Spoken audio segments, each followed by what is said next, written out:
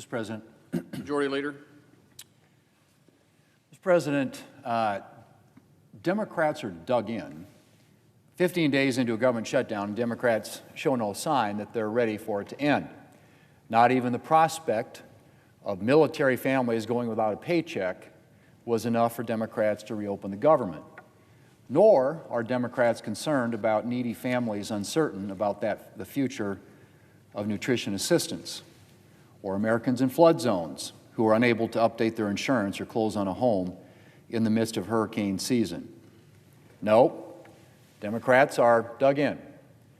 And all those Americans living in uncertainty, well, they're just going to have to wait until Democrats' far-left base is satisfied. Mr. President, Democrats attempt to defend their funding blockade by complaining that Republicans won't negotiate. But what exactly is there to negotiate? Negotiation happens when you have two sides, each with its own demands. Republicans have no demands. We've offered Democrats a clean, nonpartisan funding extension. Democrats, on the other hand, are insisting on $1.5 trillion in new partisan spending in exchange for their votes. Now think about that, Mr. President. Let's put this in perspective. $1.5 trillion in new spending in their proposal to keep the government open for 4 weeks till the end of October. Well, we're already at the middle of October. So basically, they're saying they want $1.5 trillion in taxpayer dollars to keep the government open for the next 2 weeks. Think about that one. As our colleague from Louisiana put it, you need a spreadsheet to keep track of everything they're asking for. The truth is that what Democrats really want is something Republicans can't give them. And that's the approval of their far-left base. They're looking for praise from the likes of MoveOn.org and Indivisible. This weekend, Indivisible is holding rallies around the country, and Democrats' motivations are laid bare by what one of the leaders of that far-left group told CNN last week. He said, and I quote, "I'm telling every elected I talk to, millions will be out cheering you on, or they'll be calling for new leadership," end quote. Cheering you on or calling for new leadership. Mr. President, that's Democrats' motivation. Pleasing their far-left base and preserving their political careers. Meanwhile, we're reading stories about military families lining up at food banks, flight delays because of understaffed airport towers, needy families uncertain about the food assistance they depend upon. But our Democrat colleague from Rhode Island says, and I quote, "For Democrats, it's so far, so good," end quote. So far, so good. I doubt military families and federal workers would agree. If there was ever anything to make it clear that Democrats are in this for their own political advantage, it is callous comments like this one, or the Democrat leader's statement that, and I quote, "every day gets better," end quote, for Senate Democrats. Mr. President, while Democrats may be basking in praise from their far-left base, polls show that most Americans want this shutdown to end. 2/3 of voters think Democrats should reopen the government rather than hold out for their partisan demands. And if just 5 more Democrats would show some courage, we could do just that. We need 5 more Democrats to say, enough is enough, to put the American people ahead of the far left, and to support this clean, nonpartisan continuing resolution sitting right there at the Senate desk, ready to be picked up and passed today, put on the President's desk, signed into law, and the government reopens. If just 5 more Democrats would show some courage, we could do just that. So, Mr. President, 5 more votes, this bill could be on its way to the White House. As I said, President Trump stands ready to sign it. It is clean. It is nonpartisan. It has no policy writers, no partisan gimmicks. It simply funds the government for a foreseeable time to November the 21st to give us an opportunity to finish the appropriations process under regular order and to deal with the funding of the government in the way that it should be funded, in an open, transparent process that uses the committees under regular order, the Appropriations Committee, subcommittees, the floor, open to amendments. Again, I know that's a novel concept. That's a novel concept compared to the way the Democrats did it when they had the majority. Even though the Appropriations Committee did its work last year, 11 of the 12 appropriations bills were reported out, not a single one was brought to the floor of the Senate. Because they like to negotiate behind closed doors with a handful of people deciding on behalf of everybody else. That is not the way this place ought to work, Mr. President. Troops need to get paid. Families need to get the help they need. All this uncertainty for the American people needs to go away. And we can get back to work on the things that really matter. But the question is, are Democrats interested in that? Or are they more interested in being cheered by far-left groups at Saturday's rally? Well, I guess we'll see soon enough. Will today be day 15 of Democrat shutdown? We'll have another opportunity later today to vote on that bill sitting right at the desk. 5 more Democrats, it passes. It goes to the White House, gets signed into law by the President, and the government opens up. Will today be day 15 of Democrat shutdown? Or will it be the day we reopen the government and get back to the business of serving the American people? Mr. President, I yield the floor, and I suggest the absence of a quorum. Clerk will call the roll. Ms. Alston-Brooks.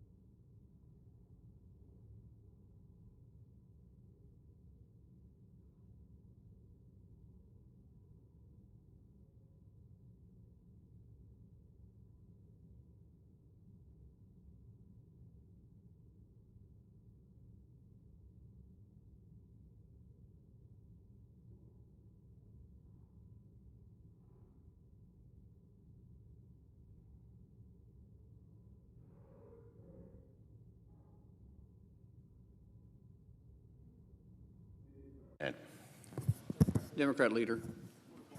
I ask unanimous consent the quorum be dispensed with. Without objection. Mr. President, it's now been over 2 weeks since Republicans shut the government down because they refused to work with Democrats in a serious way to fix the health care crisis looming over the American people. Open enrollment starts in just 2 weeks, and Americans will be forced to choose health care plans that will send costs skyrocketing. As we speak, families are receiving letters for their new health insurance rates. And more states are opening their window shopping period for what health insurance will look like next year. With open enrollment around the corner, Republicans cannot continue to kick this can down the road. It's happening now. The health care crisis is now. The public agrees, Democrats agree, the White House privately admits it. Even some Republicans in Congress know it's the truth. And yet Republican leaders, especially Speaker Johnson, continue to dig in. The Speaker has now kept the House Republicans on vacation for 3 weeks, as if they can make the issue go away by letting House Republicans hide.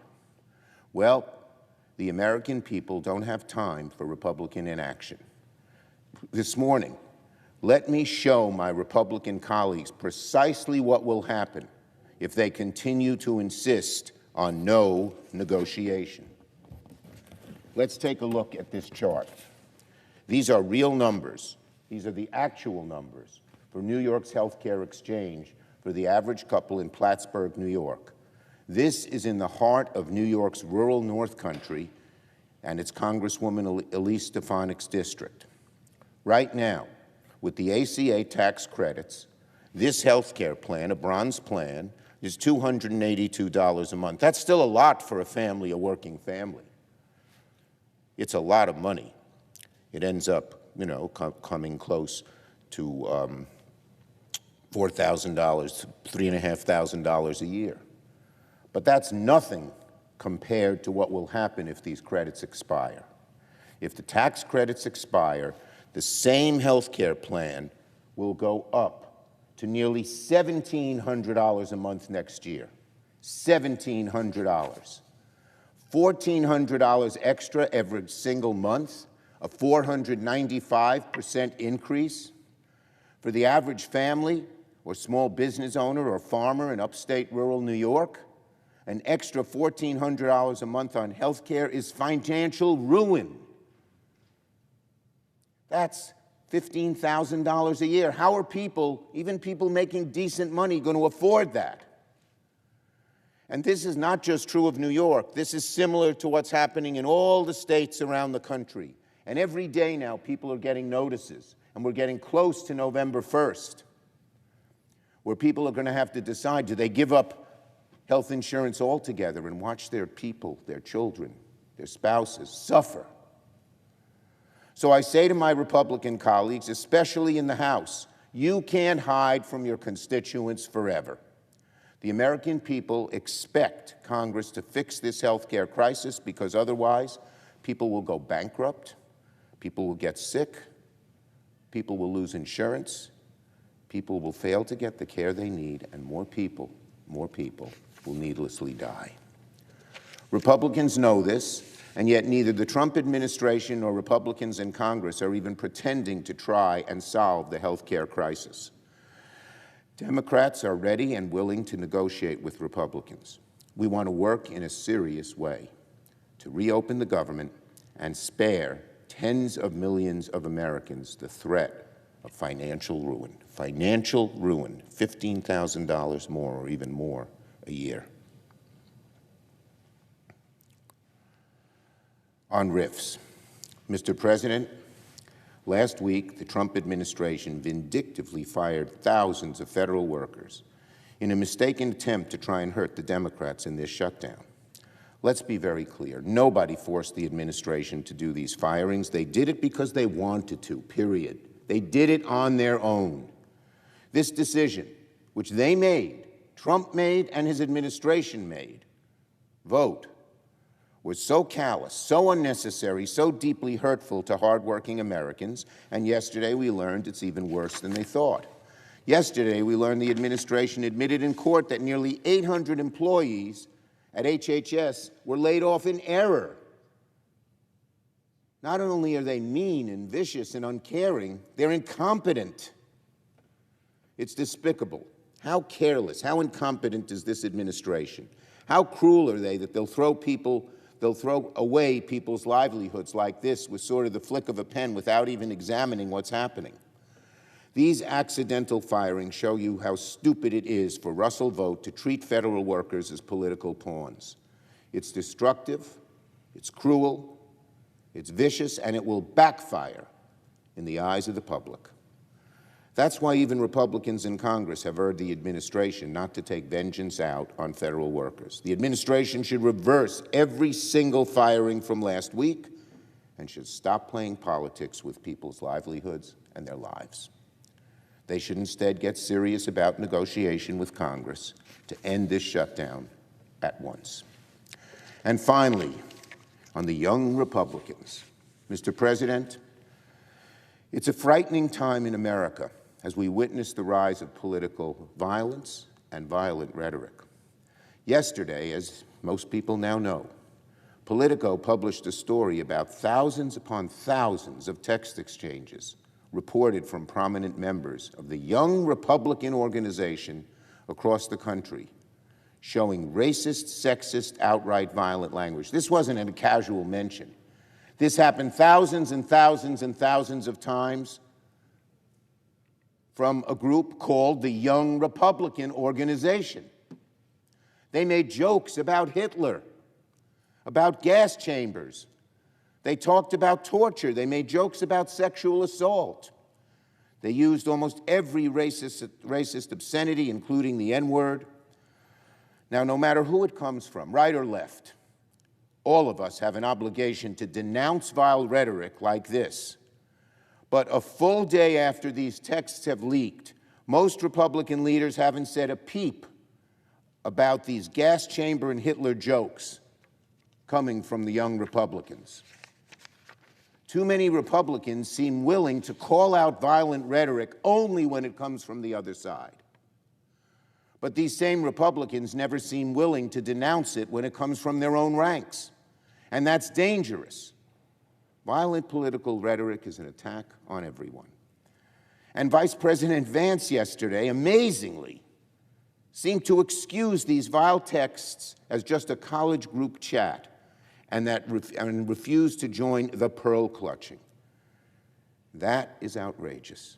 Leave it to J.D. Vance to preach about violent political rhetoric only when it serves his interests, and then ignore or excuse it when it comes from his own side.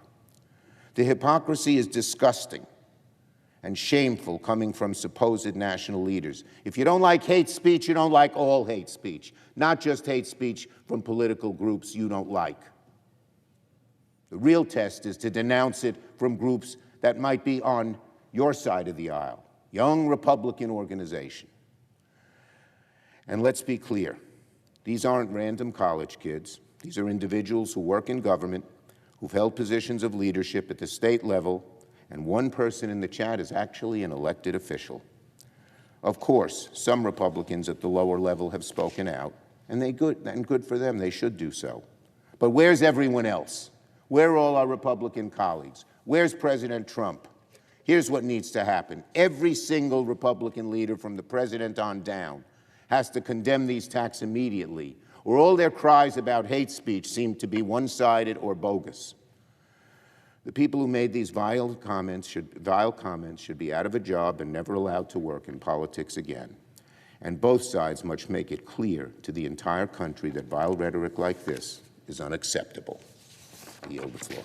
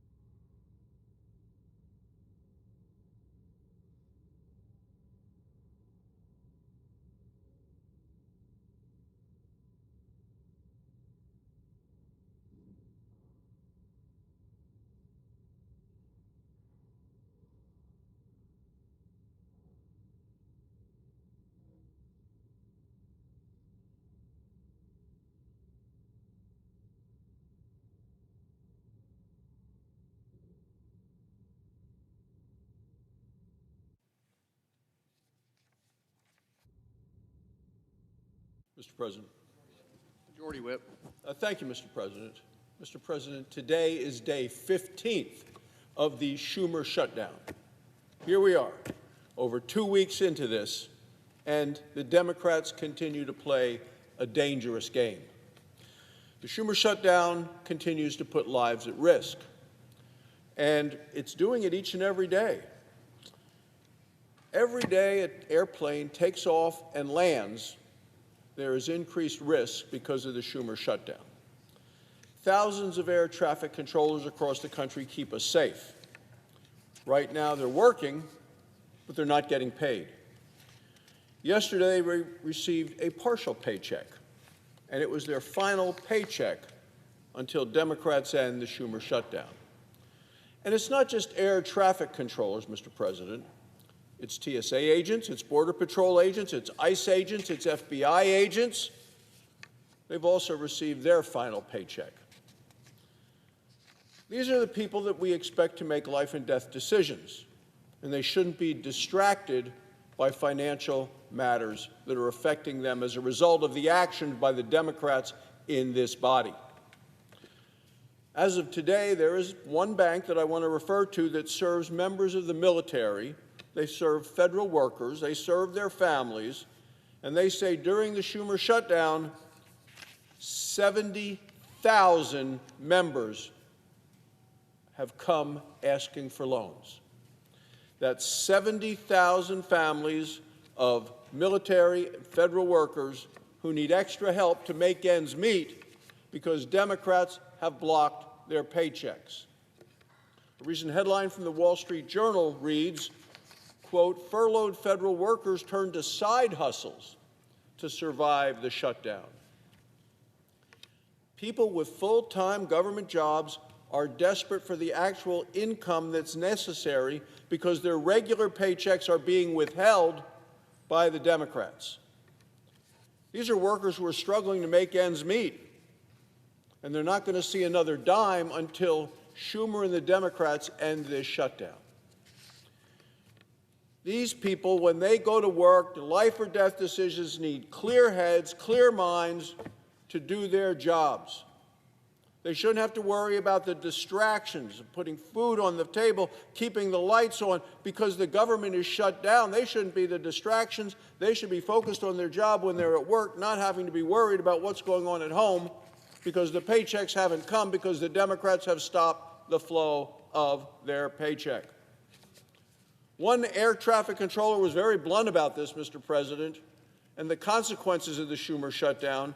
He said, quote, the financial anxiety doesn't just hurt morale, it directly affects safety. This is an air traffic controller. He said sometimes that small moment where your mind is elsewhere can have serious impacts. That's what we're dealing with today. This is the seriousness that the nation is facing while the Democrats and Chuck Schumer play political games. And it's a dangerous game. Let me tell you what's going on at airports across the country because air traffic controllers aren't getting paid thanks to Chuck Schumer and the Democrats. In Burbank, California, the air traffic control tower was unmanned for 6 hours. Flights were grounded. In Nashville, similarly, hundreds of flights were delayed in a day because the air traffic control tower went dark. In Charlotte, nearly 2,000 flights have been delayed since the start of the Schumer shutdown. Airport after airport. In Atlanta, the nation's busiest airport, air traffic controller staffing challenges and delays are mounting with each passing day. More than 53,000 flights, Mr. President, have been delayed nationwide because of the Schumer shutdown. Most air traffic controllers live paycheck to paycheck, as do most Americans. Senate Democrats expect them to work for free. Why? Because the minority leader says, every day, he says, gets better for us. The Democrats say every day gets better for them. Better for whom?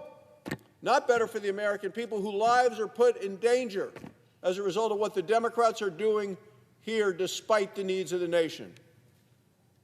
CNN recently published a shocking quote from a Democrat staff member. Maybe it's a member who's sitting on the floor right now, falling out of the sky. That's the approach of the Democrat staff to the Democrat Senate, that they're not going to end the shutdown until there are planes falling out of the sky. Mr. President, is that what we are at now because of what the Democrats are doing to this country?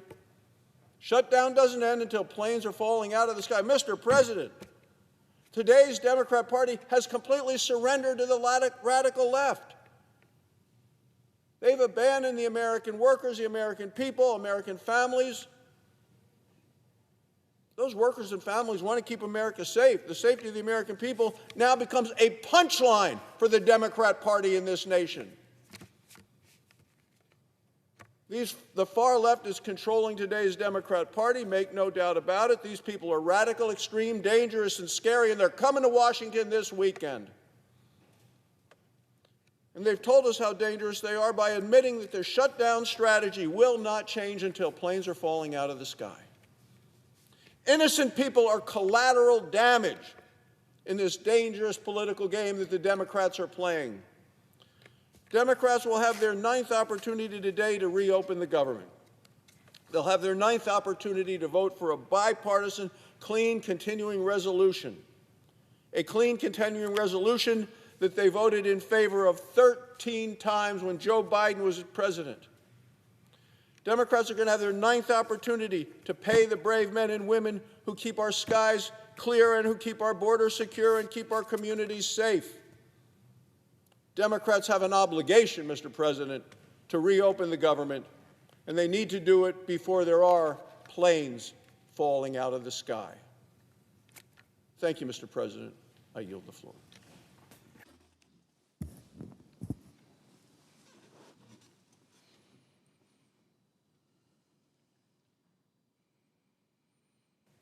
Mr. President. Democratic Whip.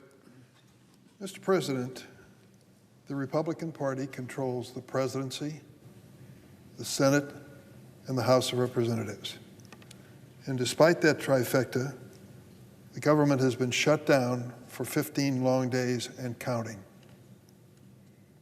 As an American sufferer, Majority Leader Thune and Speaker Mike Johnson insist that congressional Republicans will address expiring Affordable Care Act health insurance premium tax credits after the government reopens. But do the American people have any reason to believe that congressional Republicans really are going to work to help save health care for millions of Americans? Not if you look at the record. In the past 8 months, Democrats have repeatedly tried to extend these ACA premium tax credits. What does it boil down to? Health insurance is expensive. For some families, it's too expensive.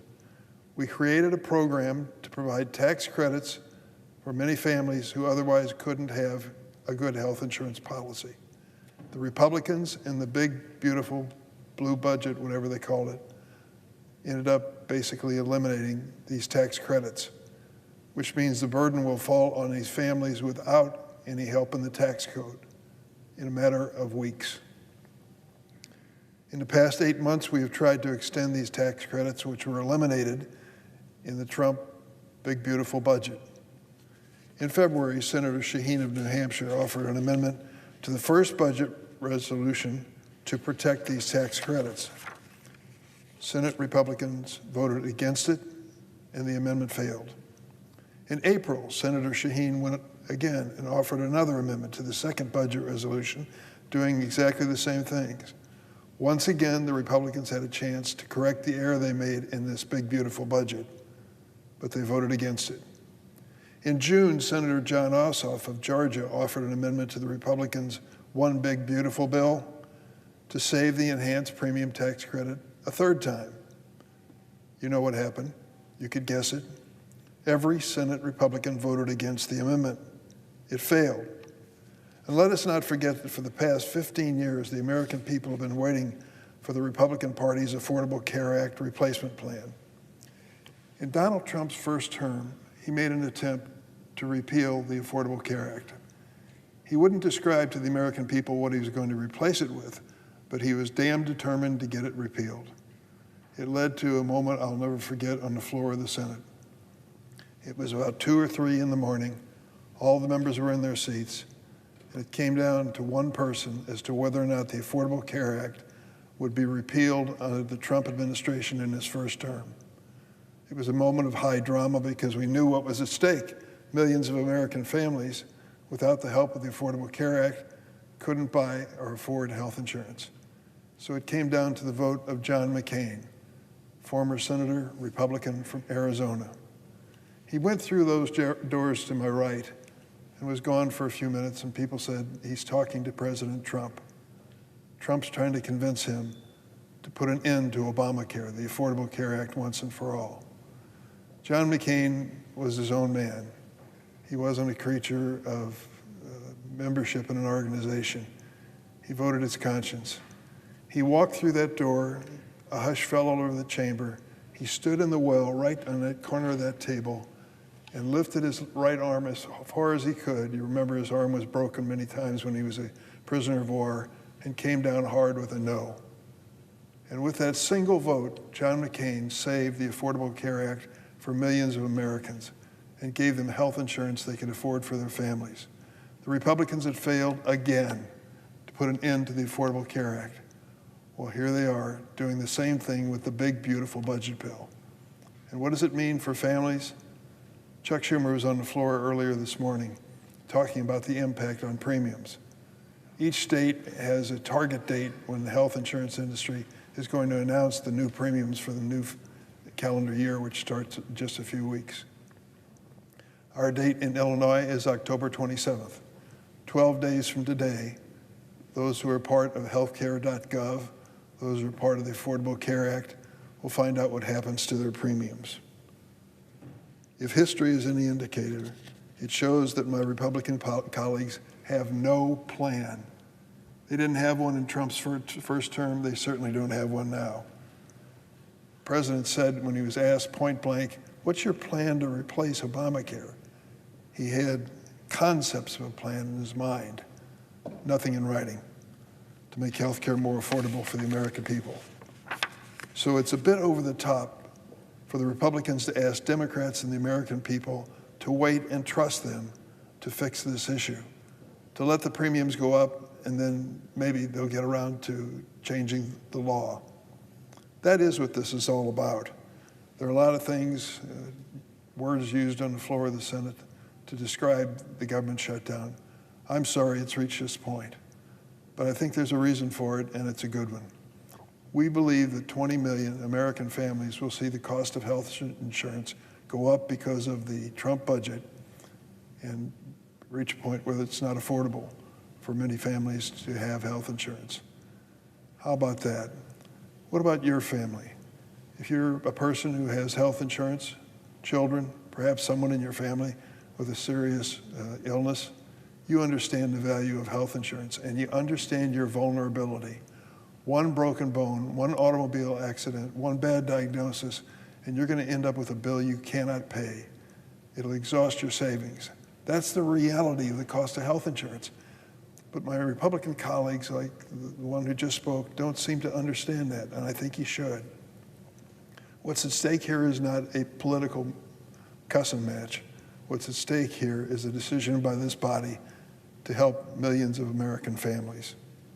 If Republicans in Congress fail to extend the enhanced premium tax credits before the end of this year, and that's just a few weeks away, premiums for 22 million Americans will double. Take a look at what you're paying each month for health insurance for your family. Multiply times 2, and that's the result of the big, beautiful bill that was passed by the Republicans. Let me give you an example. In Illinois, a 60-year-old couple with an income of $82,000 could see their annual premiums increase $17,000 a year if the enhanced premium tax credits are not extended. That's an increase of $1,400 a month. Ask any family, working family, whether paying $1,400 a month more for health insurance will have an impact on the family budget. You know the answer. Now compare that the additional cost to the tax cuts that some billionaires will enjoy because of the so-called Big Beautiful Bill Act that was passed by the Republicans. Billionaires will receive a tax cut of more than $310,000 a year. I am sure Elon Musk needs that money. $25,000 a month in tax breaks. So contrast those two numbers. An increase in health insurance premiums of $1,400 a month because the Republicans vote, and an increase in the tax breaks, the reduction of taxes for billionaires in America of $25,000 a month. That includes more than 100,000 people in my home state of Illinois who will be forced to make the impossible decision that most Americans pray that they'll never have to make, like whether to purchase groceries or insulin, or whether to pay the mortgage or take the kids in for that checkup. Don't take my word for it. Listen to what my constituents have written to me. Stephanie from Evanston, Illinois, is a business owner, and many business owners count on healthcare.gov for their health insurance. Stephanie told me that if her enhanced ACA tax credits are allowed to expire, the result of the big, beautiful bill, the Trump budget, it would, quote, cripple her budget, and that she's, quote, not sure she could cover the doubling of this cost. Most people wouldn't be able to. She asked me how our country claims to support business owners if they can't afford to take care of their family health. More than 4 million other small business owners who get their health coverage through the Affordable Care Act are asking the same question. Take Jennifer. She's a mother and a small business owner from Illinois who told me her costs have skyrocketed under this president. She told me her food costs are up and, quote, utilities are up, gas is expensive, and the cost of supplies for my business have tripled. Now, Jennifer is concerned that her ACA premiums will double next year unless we do something. That is what the shutdown is all about. It is not some source of pride for politicians to argue back and forth. There's a purpose in this debate. The purpose is to make sure that we come to the rescue of tens of millions of Americans who face the doubling of their health insurance premiums. Jennifer's concerned that her ACA premiums will double, as I mentioned, next year. If that happens, she would have, quote, no choice but to pass those costs on to my customers or to close my doors. As you know, Mr. President, small businesses employ almost 50% of private sector workers. They are the engine of our economy. If our nation's small businesses start closing, there'll be a ripple effect throughout our local economy. And it will happen in part because Republicans in Congress refuse to lower health care costs. I like John Thune. He's the Republican leader here in the Senate. We've known one another for years. We have our differences politically, but I think he's basically a good person. And I've heard him come to the floor over and over again saying, pass this clean, continuing resolution, open the government, and by golly, we're going to sit down and talk to you about health insurance.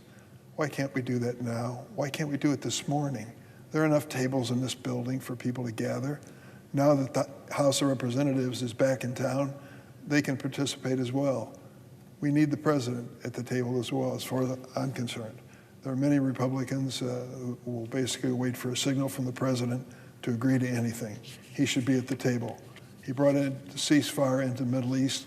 Let's see if he can bring a ceasefire to the Senate and House. It's past time to address this issue.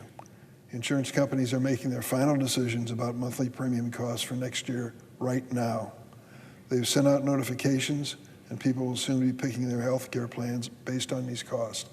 As I mentioned, October 27th is a target date for this announcement in Illinois.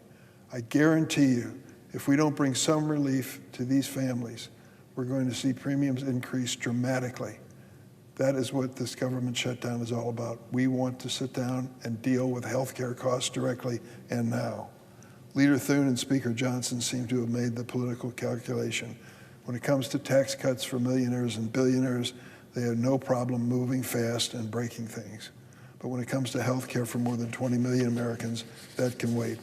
My constituents, like Stephanie and Jennifer and their families, can't wait any longer. It's time to get this done. And one last point, Mr. President. I'm from downstate Illinois. I live in Springfield, 200 miles south of Chicago. I am honored to represent the city of Chicago, and I basically do my best to represent the entire state. We have problems downstate because of these healthcare costs as well. Nearly 400,000 Illinoisans currently receive the ACA tax credits, which are at risk of disappearing because of the Republican vote. If the tax credits are not extended, eligible enrollees will pay an average of $1,032 more per year in Illinois for their health care coverage, $1,700 more per year in rural areas. Small town, rural Illinois is going to feel this as well. These increases will be higher for families. A 60-year-old couple earning $82,000 a year would see an annual increase of $17,000. $1,400 a month. A family of four earning $64,000 a year in downstate Illinois would see an annual premium increase of 226%, $2,571.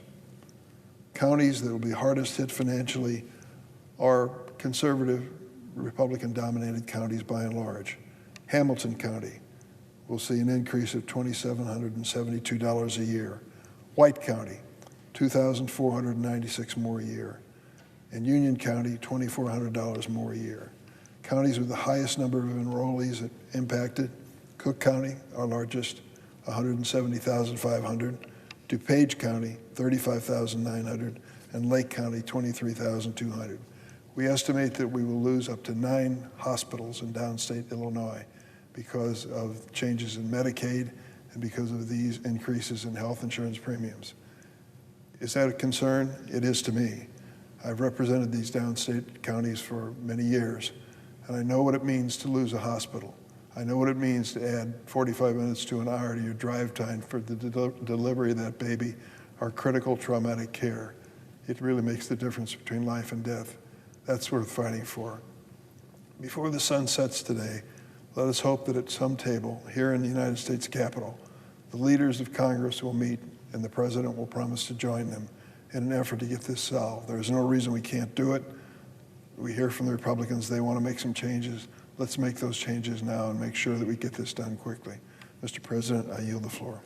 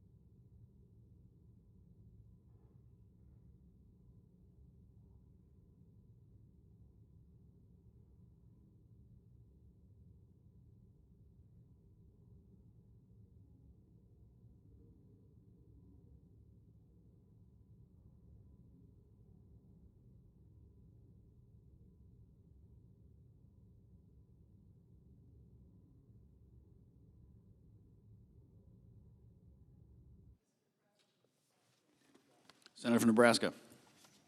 Mr. President, it has been 15 days since congressional Democrats shut down the federal government. And let's call it what it is. It is the Schumer shutdown. In that period, we have voted 8 times on a clean, continuing resolution. It is straightforward. It is a short-term bill that funds government at current levels without adding any kind of partisan policies to it. This would give us, here in Congress, time to finish the full-year funding bills responsibly. Instead, Democrats pushed for over $1 trillion in new spending to recklessly eliminate the $50 billion Rural Hospital Stabilization Fund.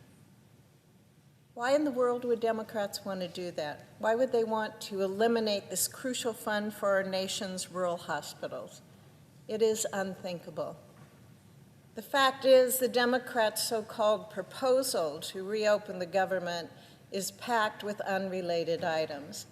This includes the COVID-era bonus payments, overseas climate resilience projects, and taxpayer-funded health care for non-citizens. That's not responsible governing, and it is not fair to American families. House Republicans passed, and they sent to the Senate, a clean CR. That means that it has no poison pills, no policy writers on it. Democrats rejected it 8 times, and it is now time, folks, for Senator Schumer and his caucus to drop this partisan wish list and do their jobs. Meanwhile, it was reported in Punch Bowl News on October 9th that Chuck Schumer said, "Every day gets better for us." And by us, he means the Democrat Party.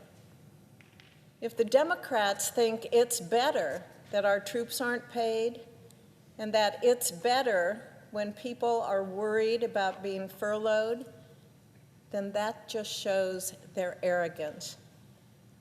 That just shows they are tone deaf to the uncertainty and the stress people are feeling. That just shows Chuck Schumer is in his Schumer shutdown only for political theater. This shutdown is hurting people.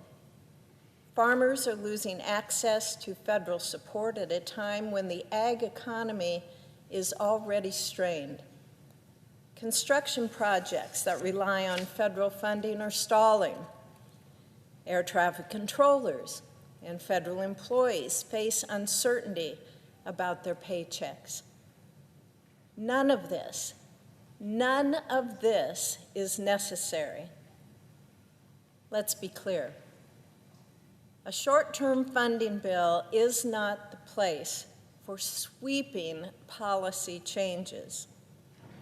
If this continues, deeper cuts to essential services may follow, and that is entirely preventable. Remember, the House sent us a clean CR with no new policies included. It simply continues current funding until November 21st. Then we will take up appropriations bills that have strong bipartisan support. And they have that because it was already negotiated within that appropriations committee. And as a member of that committee, we passed it out of the committee. I am deeply committed to that transparent process, one where senators debate, amend, and vote on each bill individually before the end of the fiscal year.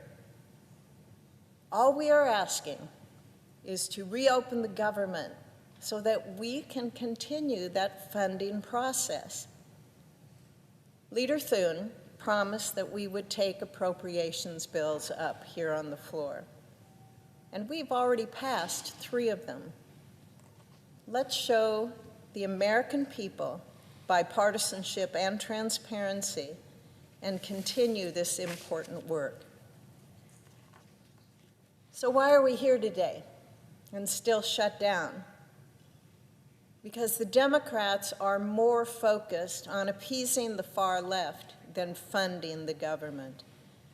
I believe they are caving to political pressure when they should be fulfilling their most basic duty, keeping the government open and operating for their constituents. Republicans' goal is simple: reopen the government now, protect our military and families, and return to regular order. At the end of the day, Americans deserve a functioning government, not political theater. If just a handful of Senate Democrats join Republicans, we can end this shutdown. And I hope when we next vote to reopen the government, my Democrat colleagues will join us in doing the right thing. Thank you, Mr. President. I yield the floor.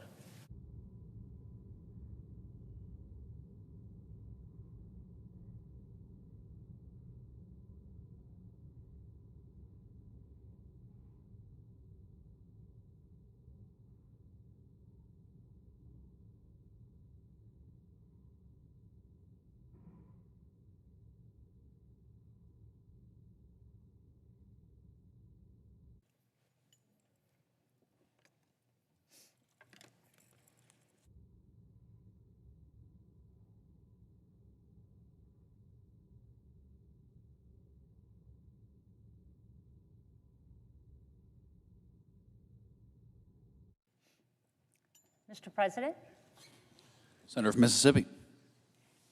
Mr. President, I rise today to highlight a growing crisis that threatens our farmers, rural communities, food security, and our national economy.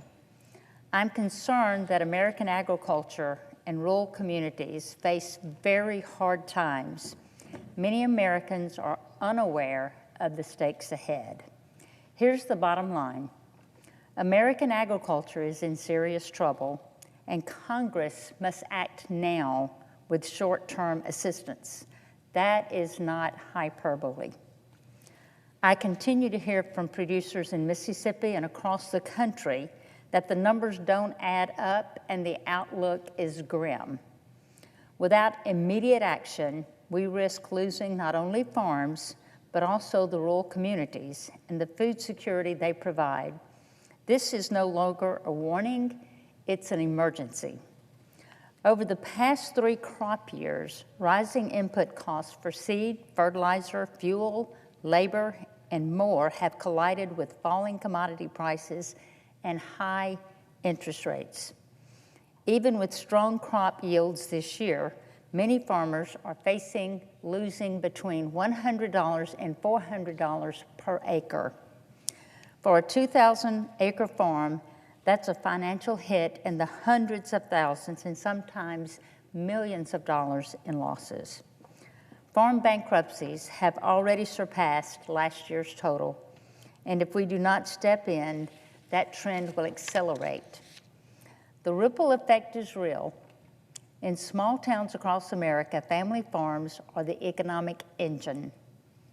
When farms thrive, so do local grocery stores, schools, equipment dealers, banks, and churches. When farms fail, the community fails with them.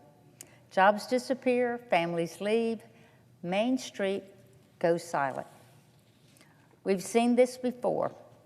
In the 1980s, a generation of farmers were nearly wiped out by high interest rates, collapsing markets, and inadequate safety nets. Today's producers are starting to feel those same pressures. Bankers, economists, and lenders are sounding the alarm again. While we may differ on policy, we must agree on the urgent need to act while we still have time to do that.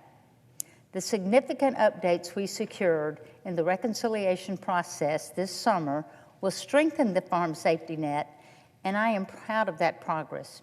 But those changes won't take effect until next fall. That's too late for many farmers already on the brink. We need short-term assistance now to help producers survive the coming crop year. Let me be crystal clear. Farmers do not want a handout. They want a fair shot. Food security is national security. We cannot afford to lose a generation of American farmers or become dependent on foreign countries to feed and clothe us. That is a risk that we cannot take. Over the long term, we know American agriculture will be stronger if we secure fair trade deals and build stable markets at home and abroad. Our competitors, China, Argentina, Brazil, and others, are moving aggressively. I believe that if we don't act quickly, we'll lose vital export opportunities and long-term stability for our producers. In this world of global competition, we must revive American-grown cotton to be the center of our supply chains, providing reliable markets for our producers and bolstering industries that depend on cotton. I introduced the Buying American Cotton Act to help us get there by incentivizing U.S. retailers to produce, purchase, and manufacture American cotton here at home. This legislation would help secure a resilient, self-reliant, and prosperous cotton industry for the future by reinforcing our supply chain, from farm to textile to market, and by reducing our reliance on cotton produced under forced labor practices and environmental destruction. I call on this body to consider this legislation as we seek long-term solutions to the problems that beset American farmers today. I'm encouraged by the bipartisan work underway to complete a 5-year reauthorization of the Farm Bill, which is long overdue. Last winter, we secured farm support funding, which was a lifeline for many of our farmers this crop year, but the crisis hasn't passed. Farmers are still facing impossible choices about whether they can afford to plant next year or even to stay in business at all. I fully support ongoing work to provide additional federal bridge funding before the end of the year to ensure more of our family farms can stay in business. We all represent different sectors of American agriculture, but the crisis does not discriminate. It spans commodities, regions, and party lines. What matters now is that we come together with urgency and with purpose. Our farmers are counting on us. It's time for Congress to meet the moment before it's too late. Thank you, Mr. President.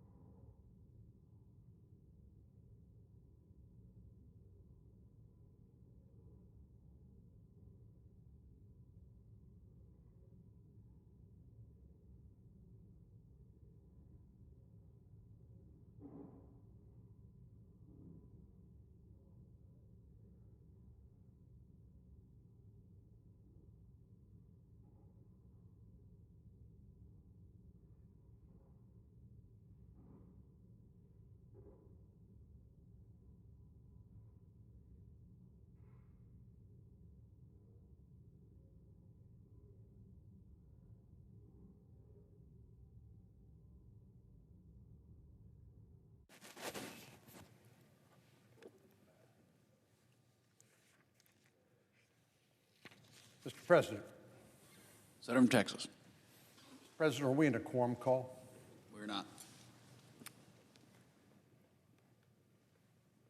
After more than 2 years of bloodshed, 20 living hostages and the remains of at least 7 deceased hostages were recently returned to their families in Israel by Hamas. Videos of the tearful reunions circulating on social media show the immense joy and relief felt by the families who have been suffering through the unthinkable, and wondering if they will ever see their loved ones again. Behind all this extraordinary story is the leadership of President Trump in negotiating an end to this war that's lasted 2 years. President Trump has rightly gained praise from some of the most unexpected critics like Kamala Harris, Hillary Clinton, Minority Leader Chuck Schumer.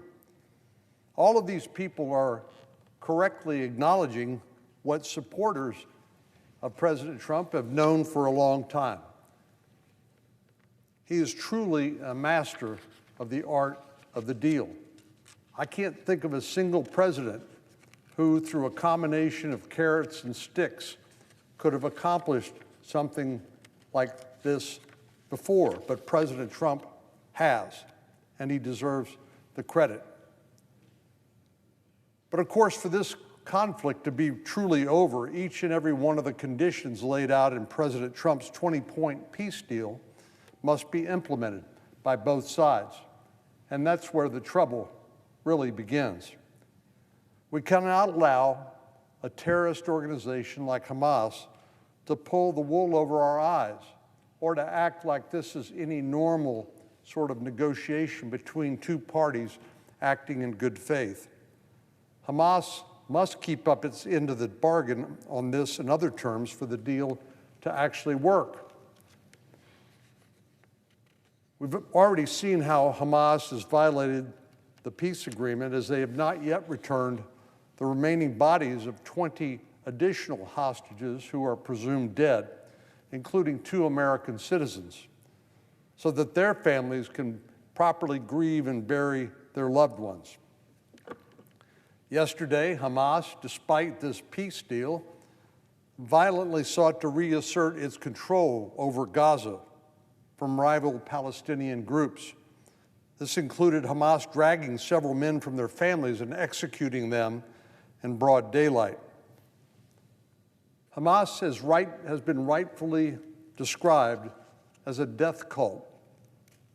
Their blatant regard for human life is the reason the Palestinian people have undergone so much suffering over the last 2 years in Gaza.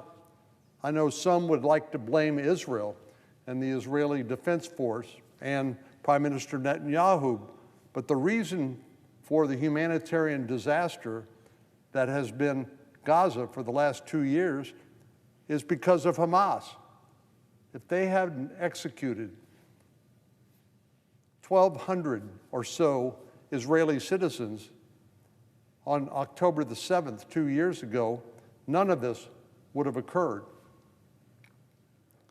Of course, establishing an agreement that depends on the goodwill of Hamas is going to be an enormous challenge. And it can't be a matter of faith that they will act as any negotiating partner in good faith would be presumed to act. Over the last 24 hours, the importance of establishing a multinational security force in Gaza to replace Hamas has become increasingly clear. Hamas cannot remain in control if we are to have peace. But the return of the 20 living hostages is no small feat, and it's something to be celebrated. And if President Trump is successful in ultimately bringing a lasting peace to the region, it will be one of the most significant diplomatic and foreign policy accomplishments in memory. Mr. President, on another matter, it's now been 15 days since Senate Democrats have shut down the federal government. They did that by blocking a short-term spending provision that would have taken us up until November the 21st. In other words, roughly 9 weeks from the beginning of the continuing resolution. Republicans have given Democrats multiple opportunities to end this mess by holding a number of votes on the House-passed continuing resolution. As the Majority Leader, Senator Thune, has pointed out numerous times, we're not asking for any major policy changes. All we're asking is to keep the lights on and to keep federal government employees paid during this period of time while we work out longer-term appropriations bills by the November the 21st deadline. But every single time we've given Democrats opportunity to do the right thing, only 3 of them have voted to reopen the government. You know, talking to my constituents back home, it's hard to explain what's going on here. They understand the stupidity of a government shutdown. Experience has shown that the same problems that cause a shutdown in the first place are there staring you in the face when the government is reopened. So it accomplishes nothing except maybe as performance art. And if you think about it, that's really what this is. Our Democratic colleagues are afraid to act in a reasonable and logical manner and keep the government open while we negotiate longer-term appropriations bills and take up the issue of health care subsidies that expire at the end of this calendar year. In a normal world, that's what we would be doing now, but we can't do any of that during the government shutdown. Federal employees are now beginning to miss their paychecks, which will have consequences that reverberate throughout the country. 1 in 6 Americans lives paycheck to paycheck. So it may not be a big deal to wealthy senators on the Democratic side who don't have to worry about paying the bills paycheck to paycheck, but it does matter to many, many Americans because it means they may not be able to pay their rent. They may not be able to buy groceries for their family or pay their utility bills because they're not receiving a paycheck. Some people may be thinking, well, it's only government employees that are going to be affected. And everybody knows the federal government's big and bloated and could stand a diet. But it's not simply the case that these government employees will be the only ones affected. There are going to be a number of downstream effects of this Democrat-induced shutdown that have consequences for everybody. First of all, I have to tell you, it's embarrassing. It's embarrassing that the greatest country in the world and the people who are elected to represent 330 million Americans can't get their act together and can't figure this out. It is beyond dumb. It makes no sense at all, except as a matter of self-serving political gesturing and the sort of performance art that I mentioned a moment ago, trying to demonstrate to your political base, yeah, we're fighting. Well, this isn't fighting. Fighting is keeping the government open, having debates, having votes, trying to persuade people to your point of view. That's what political fighting is. It's not taking your ball and going home. One issue affecting the whole country, federal workers and private sector employees alike, is the way this shutdown is disturbing airplane flights. My flight coming back from Austin this past weekend was delayed by such a disruption. Wasn't that big a deal to me, obviously, but I'm sure I'm not the only one who's experienced this, and more importantly than the fact that senators are experiencing, our constituents, the people we represent, the people we owe our jobs to. They're the ones that are suffering inconvenience. Transportation security agents and air traffic controllers are among the federal workers deemed essential during a government shutdown, which means they have to work, but they're not being paid. And that's a pretty difficult situation for many of these folks to be in. As I said, some of them can't afford child care, to buy groceries, to pay the rent, to pay utilities. This is a true hardship for many of these Americans.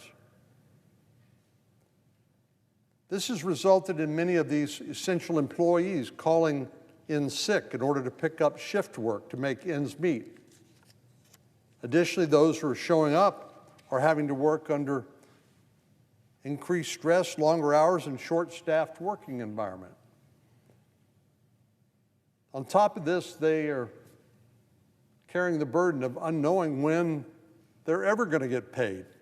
Now, we know that under the law, these employees will eventually be reimbursed for their missed salary, but that doesn't do a lot to put food on the table right now, or pay the rent, or to pay utility bills now. As the president of the National Air Traffic Controllers put it, it is completely unfair that an air traffic controller, the one who makes sure our airline flights are safe, it's completely unfair that an air traffic controller is the one that holds the burden of see how long you can hang in there in order to allow this political process to work out. The president of a local chapter, the American Federation of Government Employees in Dallas-Fort Worth, said regarding the shutdown, there's a lot of uncertainty, a lot of questions coming from the field. They don't know how long this is going to last. I don't know how long it's going to last either. But the problem is that it only gets worse the longer this shutdown goes on. Just in terms of airline flights, we've seen hundreds canceled since the shutdown began, and thousands more have been delayed, which means more and more Americans' daily routines are being upended as a result of this irrational and truly stupid government shutdown. 3 airports in Texas are seeing some of the worst delays. Last Tuesday, both the George W. Bush Intercontinental Airport and Hobby Airport in Houston were at risk of ground stops because of staffing shortages. Love Field in Dallas was also experiencing delays. But this isn't just affecting the state of Texas. Airports around the country are experiencing delays in order to avoid dangerous potential air flights and ground activity associated with short staffing. The Federal Aviation Administration is also reporting staffing problems in Boston, Nashville, Chicago, and Philadelphia, as well as Burbank, California, Newark, New Jersey, and Denver, Colorado. Some analysts have speculated that the disruptions could continue to cause problems during the upcoming travel holiday, Thanksgiving, and into Christmas. For many of us here in the Senate, it has become an unwelcome tradition each year to have our Thanksgiving and Christmas celebrations with our families upset in order to perform our responsibilities. That doesn't just affect members of the Senate and the House, but also the able staff that make our work possible. Of course, what this tradition is really a sign of dysfunction. It's embarrassing. It should be embarrassing. If we did our jobs properly and passed our appropriations bills on time, we would not have to impose the burdens of all this on other people, our constituents and our staff. It is really not rational that Senate Democrats should impose this burden on the entire country in order to try to appease the more radical elements of their political base, which is really what this is all about. They're afraid to agree to something reasonable and rational and short term because they know that they're likely to be criticized by their political base, the more radical elements in the Democratic base.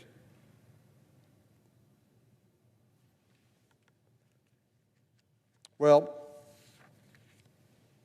don't take my word for it. Minority Leader Schumer has made it clear that he is willing to impose almost any cost on ordinary Americans in order to try to appease his radical progressive base.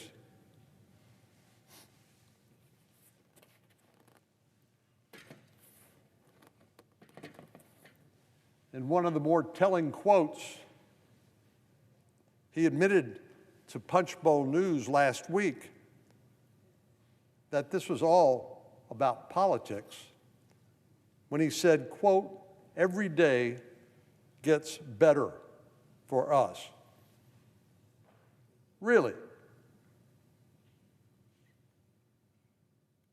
Well, by us, he doesn't mean the American people. He must mean people like him who are afraid to say no to their radical base in order to perform the most basic functions of government. Plus the fact it's not true. Is every day really getting better? Or is it more and more embarrassing? Is it having more and more of a ripple effect on people who are innocent of any wrongdoing? They just happen to be affected. I think if the Democratic leader were to ask the Transportation Security Administration workers who are working overtime without pay, or the air traffic controllers who are wondering when, if ever, they will receive their next paycheck, who are also working without pay, or the mothers and fathers, the federal employees, who are wondering if they're able to enjoy the holidays with their children and their extended families because of travel disruption, or maybe just because financially they won't be able to make ends meet. But the truth is that Senate Democrats care less about federal workers and the rest of the country than they do about appeasing their radical base. Senator Schumer has made it clear that it was his plan all along to make the American people pay the price in order to achieve his political goals when he said, quote, "We've thought about this long in advance." So this wasn't an accident. This wasn't sort of a surprising occurrence. This was planned all along by Senator Schumer, the Democratic leader, which makes it all that much more egregious. Well, I sincerely hope, for the sake of Texans and Americans all across the country, that Senate Democrats will have a change of heart. I hope that someday soon, maybe today, Senate Democrats will set aside the demands of their radical base and simply vote to put an end to this ridiculous government shutdown that serves no one's interest except perhaps their own narrow political interests. We need to pass that short-term continuing resolution that will only take us to November the 21st. And then I imagine we're going to have this discussion all over again, which is just further evidence of the dysfunction here in the Senate and in the Congress these days, mainly because our Senate Democrats and House Democrats are so opposed to President Trump and his policies. And they feel like they need to be shown to fight and to push back against President Trump. But they're not hurting President Trump. He's doing just fine. He's making incredible peace deals in the Middle East and hopefully other places around the world like Ukraine. what they're doing is hurting their own constituents. And they're causing people to doubt whether their government can actually function the way it's supposed to. So I hope, given the opportunity to vote here shortly on another short-term continuing resolution, a stopgap spending bill that will only take us to November the 21st, that we get 5 more Democrats join the 3 who've already voted to reopen the government so that we can put an end to this foolishness. Because every day does not get better for the American people, even if it gets better politically to save Senator Schumer's skin. Mr. President, I yield the floor.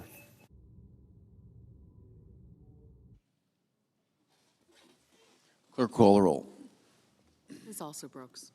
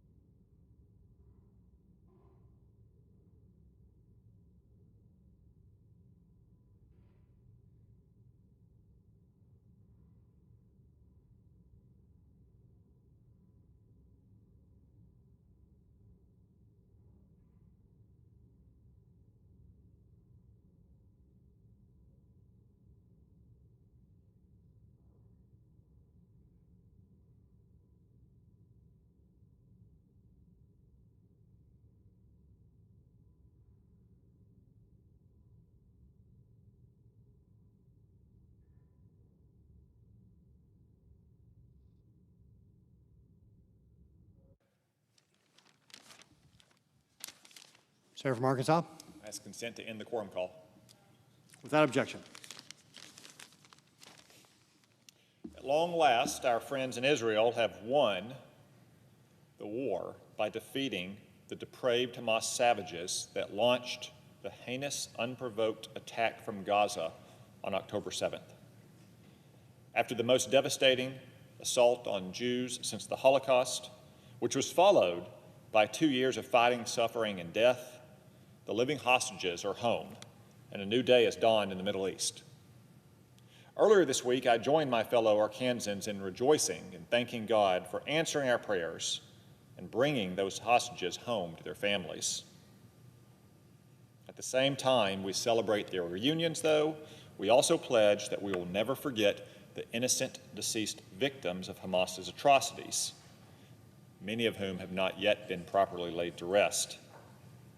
We will work to secure their remains and honor their memory through our commitment to a lasting and enduring peace in the Middle East. When terrorists attacked, raped, maimed, and killed innocent Israelis and Americans and citizens of other nations on October 7th, the Middle East was forever changed, but not in the way Hamas intended. Instead of pressuring Israel to surrender, President Trump rejected the Obama-Biden policy of appeasement and weakness, and we backed Israel to the hilt. Because of President Trump's unrelenting pressure on Hamas and Prime Minister Netanyahu's decisive military action, Iran's terrorist ring of fire around Israel is now a ring of smoke, smoking ruins. We have crippled Iran's nuclear weapons program. We have weakened the Houthis. We have devastated Hezbollah. And we have destroyed Hamas's political and military leadership. This graphic shows just some of the depraved savages who are now rotting in hell. If you have a chance to be Hamas's next leader, you might want to think twice. This is how we deliver peace through strength. Though good has once again triumphed over evil, we must keep the pressure on to compel Hamas to demilitarize once and for all. As President Trump said this week, if they don't disarm, we will disarm them. Because let's be clear, there can be no lasting peace for Gaza with Hamas sitting at the table. For those who say otherwise, consider that as the rest of the world celebrates the return of the hostages and the ceasefire, Hamas terrorists have been publicly executing members of the opposition in Gaza in a last-ditch effort to hang on to their waning power. This is appalling, but not surprising, given Hamas's track record of using the people of Gaza as pawns to achieve its ultimate aim of eliminating Israel. Time and again, we've seen Hamas use innocent people as human shields and weaponize humanitarian aid by withholding food and supplies from children. These are the sort of vile intimidation tactics that Hamas terrorists have used for decades to remain in power. No more. Today, with our friends in Israel and the Arab world, we have the opportunity to chart a path toward peace and prosperity for the people of Gaza. And while today is a day for rejoicing, let it also serve as a reminder of one of history's timeless lessons. Bad things happen when you lose a war, especially when you started the war. These men can attest to that lesson. Mr. President, I yield the floor.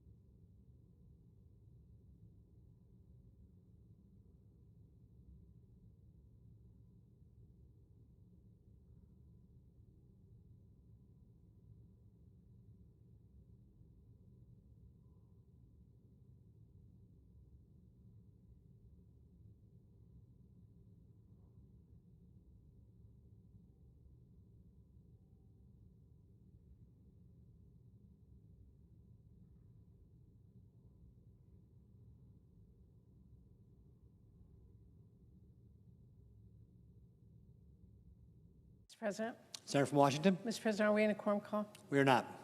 Mr. President, let me be clear. Shutdowns do not require presidents to fire people en masse.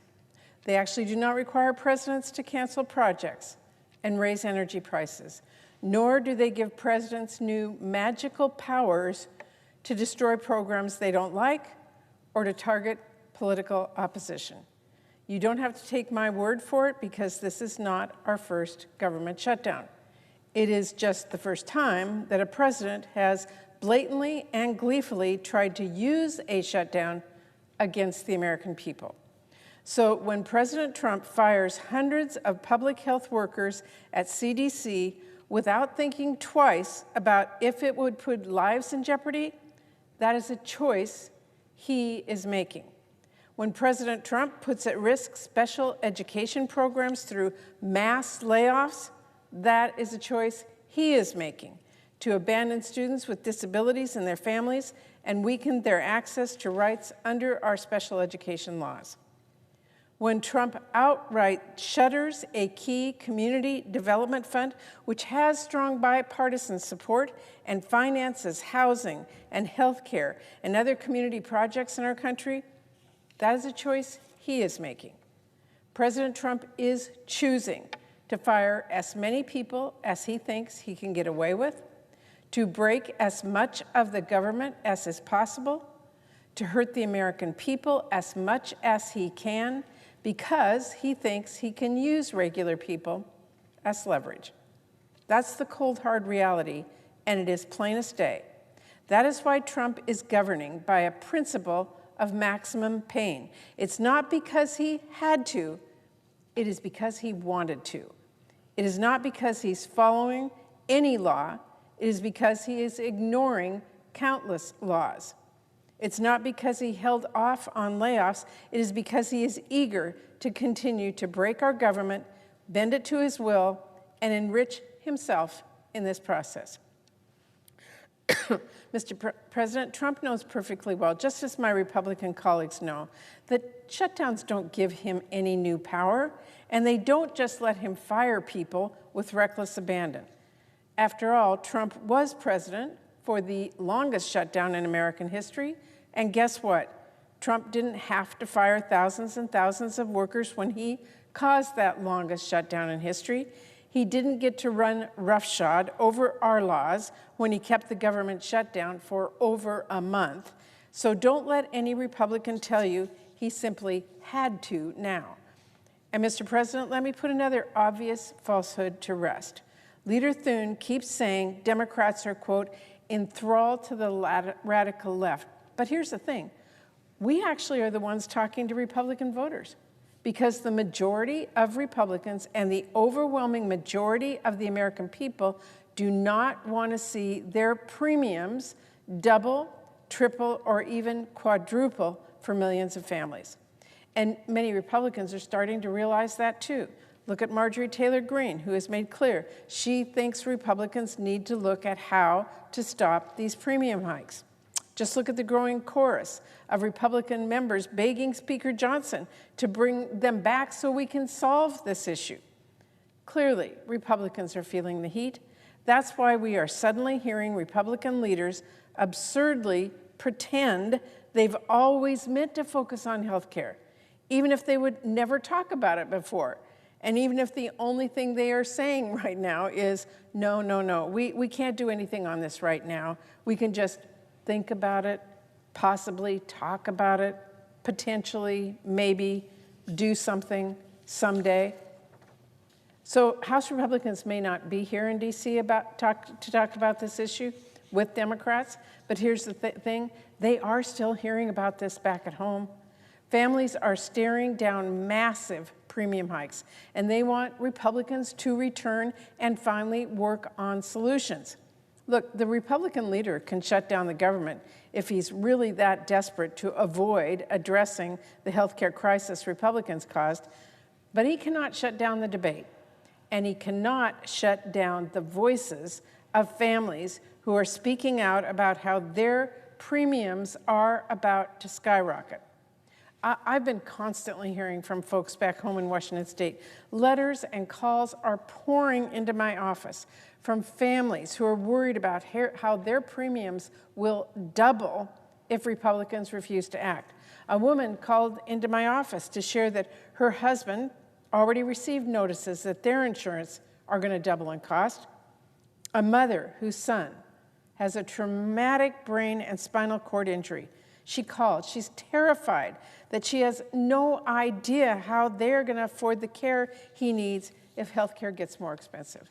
You know, last week I spoke with a freelancer in Seattle who's worried their monthly payments will increase by $1,300, and a video producer who told me his premiums are going to more than double and be 60% of his mortgage payment. The week before that, I spoke with some small business owners. They have no idea what they're going to do if these tax credits expire and their health care costs go up. Many of them are rethinking whether they can even afford to keep their small businesses, or if they choose to just go for catastrophic coverage instead. One small business owner would see his premiums triple, as his wife told me, and that is simply not affordable. And this is not just happening in Washington State. This healthcare crisis is about to hammer families across the country, in red and blue states alike. In fact, the biggest rate increases are all in red states. And 3/4 of the people who rely on these tax credits are too. So why don't Republicans go home and talk to their constituents? And if the Republican leader doesn't want to sit down with Democrats to work on a solution, how about he sits down and listens to folks back home who are getting notices this month with massive price hikes for their health insurance? If the Republican leader won't sit down with Democrats to save people from losing their health care coverage, how about he sits down with small business owners, since nearly half of the people on the marketplaces are small business owners, employees, or self-employed. If he won't sit down with Democrats to stop premiums from tripling for some families in his state, how about he sits down with farmers, since over a quarter of farmers in this country are covered through the ACA exchanges. Does Leader Thune think that farmers are now the radical left? Does he think small businesses are the radical left? Because that is who is about to get crushed by these higher premiums. That's who's watching this debate and hoping and praying for action. It is unbelievable that the best the Republican leader can offer to families who are worried about their health care crisis is wait, later. That's really out of touch with families and with reality. Rates are being set right now. Massive hikes are being announced right now. Open enrollment is in a few weeks. In fact, by the way, Idaho open enrollment starts today. Today. Every single senator needs to watch what is happening in Idaho today, because folks in Idaho are in for a very rude awakening when they log in today and see the rates for the coming year. And that rude awakening is coming to the rest of the country on November 1st, if Republicans keep refusing to act. So every single senator needs to listen to the families who speak out about these massive rate hikes that are becoming reality. I actually spoke to some Idahoans last week. One retiree told me about how her premiums are going to jump 173%. That is almost triple. You think that's bad? Another retiree I spoke with had learned that with the tax credits, his premium will be $367 a month. Without those tax credits, a whopping $2,232 a month. That's astounding. And yet, if Republicans refuse to act, that is the reality that is going to come crashing down on families across our nation. This is not an end-of-the-year problem, like Speaker Johnson keeps saying. It is a right-now problem. There is a train coming. Families are tied to the tracks. Why on earth would Republican leaders insist on standing by?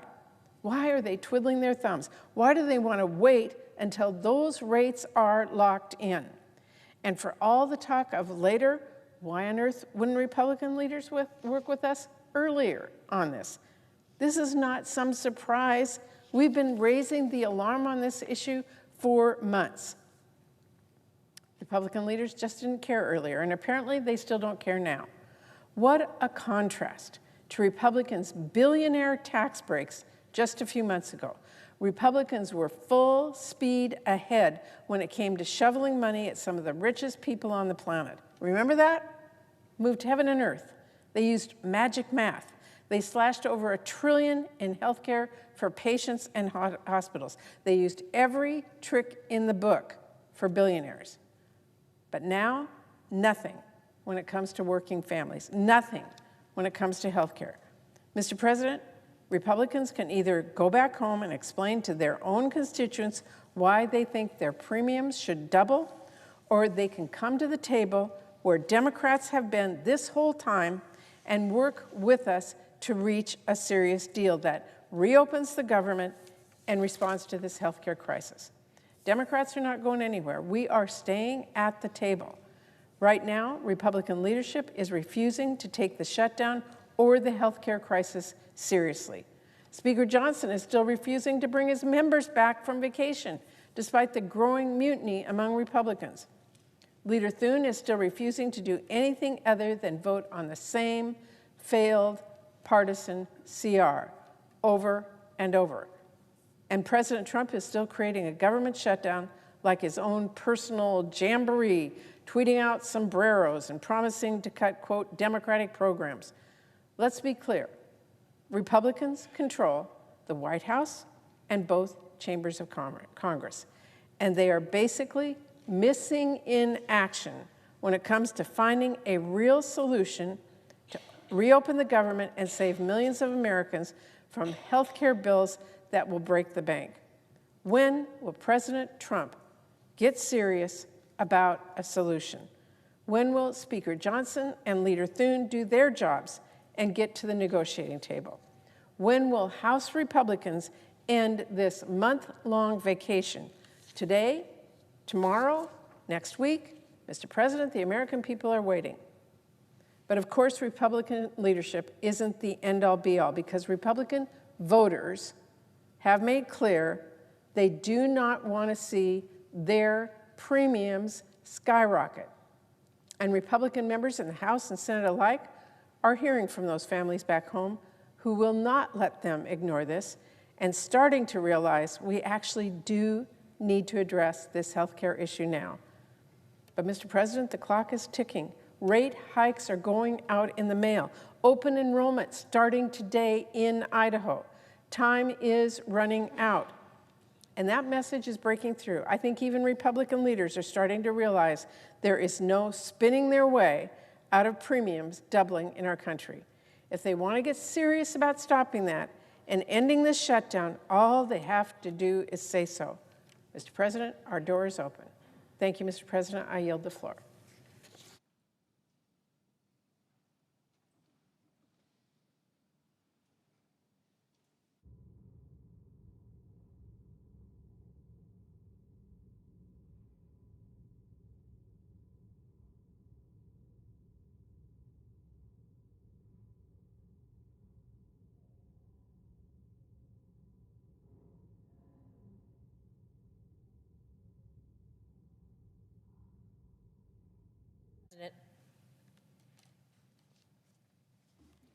Senator from Nevada. I ask unanimous consent that I be permitted to complete my remarks prior to the scheduled recess. Without objection. And I also ask unanimous consent that I be permitted to display 3 charts simultaneously. Also without objection. Thank you.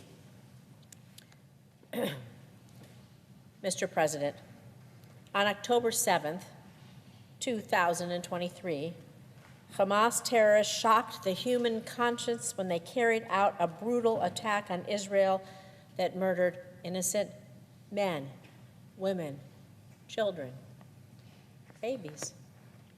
An attack during which terrorists raped innocent women. An assault during which Hamas took hundreds hostage, including Americans and Holocaust survivors. For people everywhere, and especially Jewish people, this brutal terrorist attack shook us all to our core. It shattered our hearts and it led to our collective grief.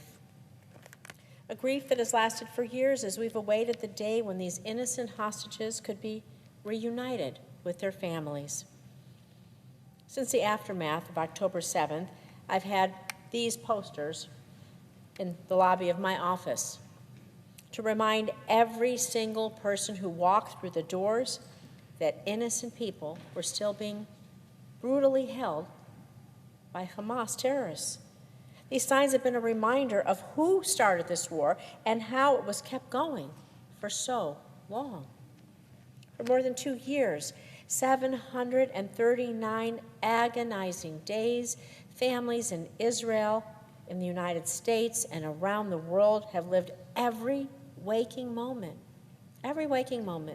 in anguish, waiting, praying, advocating for the safe return of their loved ones taken hostage, again, by the terrorist organization that is Hamas. And those folks never stopped. They never tired. They traveled across continents and oceans to make sure that the world would never forget their commitment to freeing their loved ones and that their voices would be heard and that their loved ones would be brought home. And so their mission was not to stop speaking out until they were reunited with their loved ones. And I've had the honor of meeting these families many times over the last couple of years, both in Israel and here in the United States. I've had the honor of meeting mothers and fathers who showed me photos of their missing children, of meeting brothers and sisters who refused to give up hope, and even meeting survivors who escaped captivity and still found the courage to tell their stories when it wasn't pretty or it isn't easy, and they will spend the rest of their lives healing. I've also met with families of innocent people who were taken hostage and murdered, and whose bodies Hamas refused to return to their loved ones. I've sat with them, I've listened to their gut-wrenching stories, cried with them, and promised them that America and Congress would never turn away. And as a mother, as a wife, frankly, as a human being, I can understand their fight, their desire to be reunited with their loved ones, and how deep that pain is for them. It's why I've worked with colleagues on both sides of the aisle and across 2 different administrations to continue shining that light on the need to return hostages to their families, to their communities. And this week, that day finally came.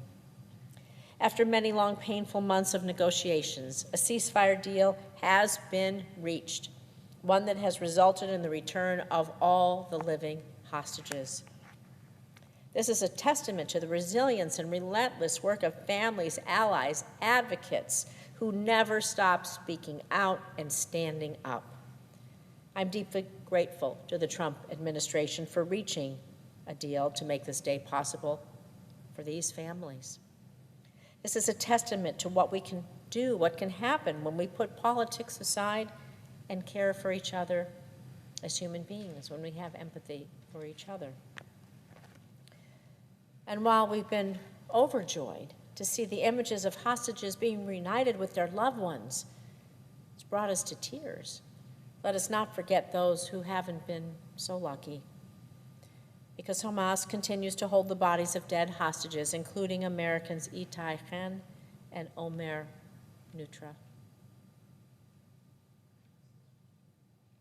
I've met their families. I have felt their pain. And we cannot forget them.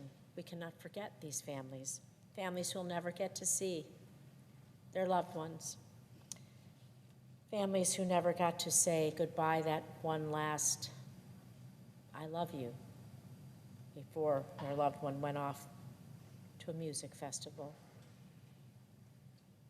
to enjoy an evening concert. So we must remain clear-eyed that our work is not over The agreement is still in its early stages, and now is not the time to sit idly by. And so I hope the Trump administration and my colleagues in Congress on both sides of the aisle continue to provide support and enforce guardrails to see this through.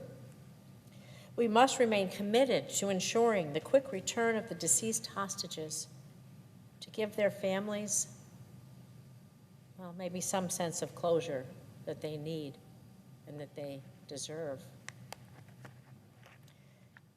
We must make sure that Israel's security remains ironclad, that Hamas are terrorists. Let's be clear, they can never again threaten innocent lives, and that no terrorist organization should be using civilians as shields or bargaining chips.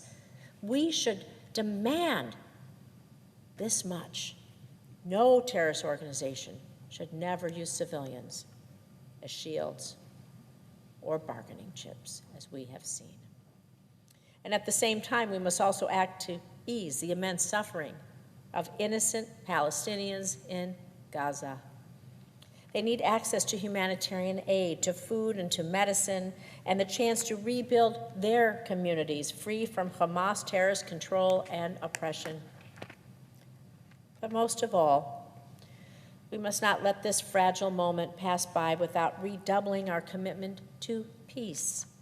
A lasting peace that ensures safety, dignity, and self-determination for both Israelis and Palestinians. So this week, as we mark this moment of long-awaited relief, let us remember our work is not done. For peace is not achieved in a single day. It is built with strength and courage of those who refuse to give up on it. For the hostages who survived and for those who tragically did not, for the families who waited, for the families who advocated for the return of their loved ones, and for the people who continue to pray for a peaceful future. So may this step be the first sign of change as we move towards an end to violence, towards a future where Israeli and Palestinian children alike can grow up knowing not war, but embracing hope, a hope for a peaceful tomorrow. It is my hope as well. Thank you, Mr. President. I yield the floor and note I yield the floor. Under the previous order, the Senate stands in recess until 2:15 p.m.